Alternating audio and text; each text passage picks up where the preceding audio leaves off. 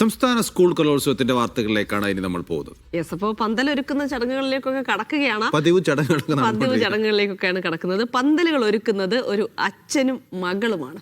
അപ്പൊ അതാണ് പതിവില്ലാത്ത കാര്യം. അതൊരു പതിവില്ലാത്ത സത്യം. തിരുവനന്തപുരം സ്വദേശിയായ വിജയകുമാറും മകളും ആർക്കിടെക്റ്റുമായ ഗ്രീഷ്മയുമാണ് കലോത്സവ നഗരിയിൽ പന്തലൊരുക്കുന്നത്. കലോത്സവ നഗരിയിൽ ജർമ്മൻ പന്തലുകളാണ് തയ്യാറാക്കുന്നത്. കാറ്റത്ത് മറിഞ്ഞു വീഴുകയോ തീ പിടിക്കുകയോ ചെയ്യില്ല എന്നതാണ് ഇതിന്റെ പ്രത്യേകത. 46 വർഷത്തിലേറെയായി പന്തൽ നിർമ്മാണ രംഗത്തുണ്ട് വിജയകുമാർ. കഴിഞ്ഞ കുറേ വർഷങ്ങളായി മകൾ ഗ്രീഷ്മയും കൂടെയുണ്ട്. തൃശൂർ കലോത്സവത്തിനായി മികച്ച ഒരുക്കങ്ങളാണ് നടത്തുന്നതെന്ന് ഇവർ പറയുന്നു. തൃശ്ശൂർ ചെയ്യപ്പോഴേ തിരുവനന്തപുരത്തേക്കാളും ഒരുപടി മുകളിലോട്ട് നിൽക്കണമെന്ന് വലിയ ആഗ്രഹമാണ്.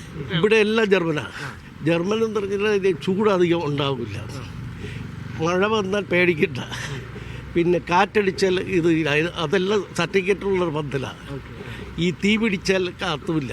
ഇപ്പം നമ്മളിപ്പോൾ എന്ന് പറയുന്നത് ജർമ്മൻ 10-13 സ്ഥലത്ത് ചെയ്യുന്നുണ്ട്. കലോത്സവത്തിന് പന്തൽ ഒരുക്കുന്നതിൽ ഭരതനാട്യത്തിൽ ബിരുദം നേടിയ ഗ്രീഷ്മയ്ക്ക് പ്രത്യേക സന്തോഷമാണ്. എനിക്കും ഒരു പാഷൻ ഉണ്ട് ഈ കലയോടൊപ്പം. അതുകൊണ്ട് തന്നെ ഇത് ചെയ്യുമ്പോൾ കൂടുതൽ എക്സൈറ്റഡ് ആണ്. ഒരു കുട്ടികൾക്ക് അല്ലെങ്കിൽ കലാ ഫീൽഡിൽ നിൽക്കുന്നവർക്ക് ഇത് വേണ്ടി ഇങ്ങനെ ഒരു വേദി ഒരുക്കുമ്പോൾ അതിലും കുറച്ച് എക്സൈറ്റഡ് ആണ്. 200-ലേറെ ജീവനക്കാരാണ് ഇവർക്കൊപ്പം പന്തൽ നിർമ്മാണത്തിന് കലോത്സവ നഗരിയിൽ എത്തിയിരിക്കുന്നത്. മീഡിയ 1 തൃശൂർ.